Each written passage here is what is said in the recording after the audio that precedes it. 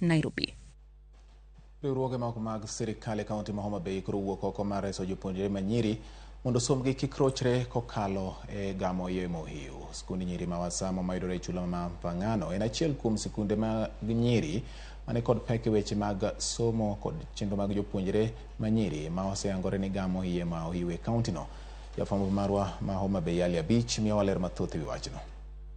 Wach gamo iseyo ohiu e kind jopuonjre ma nyiri e kaunti ma Homa Bay pod en midhiero maduong' ma sirikand kaunti ma Homa Bay komakore kod migepe mopogore osebedo ka kedogo mar reso jopuonjre ma nyiri e lwet achudhe maketho ngimagi. E skund nyiri ma Wasamo ma en skund nyiri achiel kende ma yudore e chula Pangano ka chud bura ma Suba North, japuonj maduong' e skundno Florence Oyo yango ni nitie jopuonjre ma nyiri maromo 30 ma sani koro nigi nyithindo e skundno, ka jopuonjre ma nyiri mamoko 6 bende sani pek e skundno, kama en ranyisi maduong' e pek ma iseyo ohiu kelo ne jopuonjre ma nyiri e kaunti ni. As we speak, we have 30 girls with children. 30 girls with children from Form 1 to 4. And it is sad that this year I admitted 2 lactating Form 1s. You know, they just came from primary the other day. So 2 lactating Form 1s, and even on admission, actually it is like they had just stopped their babies from breastfeeding. So they came to my office when they had milk flowing, you know. And I have, as I speak, 4 Form 1s who are expectant, heavily expectant, meaning that we are only having them this term. They may not join us next term. One of the girls who is pregnant is carrying her 2nd child in Form 1.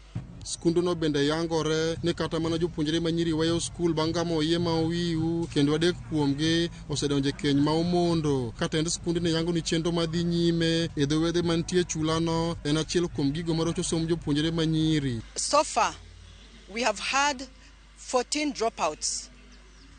Out of the 14 dropouts, 3 are still out there. It means that 11 have come back. These 3, I have inquired from the parents and guardians. The 3 got married.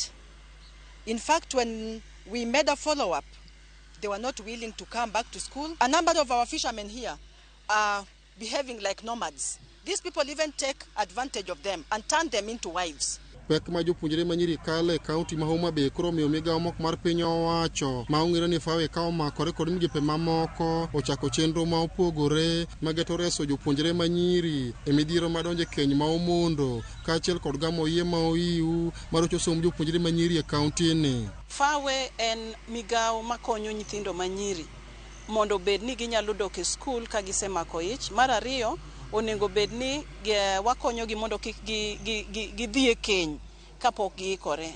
Mar adek, fawe konyo nyithindo ma nyiri mondo miyo bed ni kik mak iye mapema kapok giromo bedo joma mine. Mashindegi fawe onyiewogi mondo mi nyithindo ma nyiri mosenyuol to duogo e skul to gi moko mantie around other schools mondo mi gipuonjre kaka ginyalo loso sanitary towels mondo mi giti godo. Thailand can we do nyithindo mang'eny undergo a lot of sexual and gender-based violence. Nyithindo mang'eny mako iye mag ohiu to wan wasewuok oko mondo mi wakedne ratiro mag nyithindwa.